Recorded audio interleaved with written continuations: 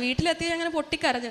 Phone നോക്കിയപ്പോൾ message വന്നിട്ടുണ്ട്, നീ എന്താ ഫോൺ എടുക്കാത്ത, റിസൾട്ട് വന്നെന്ന് പറഞ്ഞു. എനിക്ക് ഭയങ്കര ടെൻഷൻ, എന്നാന്നറിയത്തില്ല. എനിക്ക് പിന്നെ ഫർദർ എനിക്ക് PG ഇല്ലാതെ എനിക്ക് പറ്റത്തില്ല. എനിക്ക് MBBS എനിക്ക് അങ്ങനെ വർക്ക് ചെയ്യേണ്ട, എനിക്ക് സ്പെഷ്യലൈസ് ചെയ്തിട്ട് എനിക്ക് ഫർദർ ഒന്നും ചെയ്യാനില്ല. അങ്ങനെ ഞാൻ പെട്ടെന്ന് മാതാവിൻ്റെ നൊവേന ചൊല്ലി, പിന്നെ കുരിശിൻ്റെ വഴി എടുത്ത് വെച്ചിട്ട് അത് ചൊല്ലി കരഞ്ഞുകൊണ്ടാണ് റിസൾട്ട് നോക്കുന്നത്. മമ്മിയും പപ്പ എല്ലാം അടുത്തുണ്ട്. റിസൾട്ട് കണ്ടത് ഞാൻ ഞെട്ടിപ്പോയി. ഞാൻ പ്രതീക്ഷിച്ചതിൽ നിന്നും 100 മാർക്ക്, ഞാൻ കാൽക്കുലേറ്റ് ചെയ്തതിൽ 100 മാർക്ക് എനിക്ക് കൂടുതൽ കിട്ടി.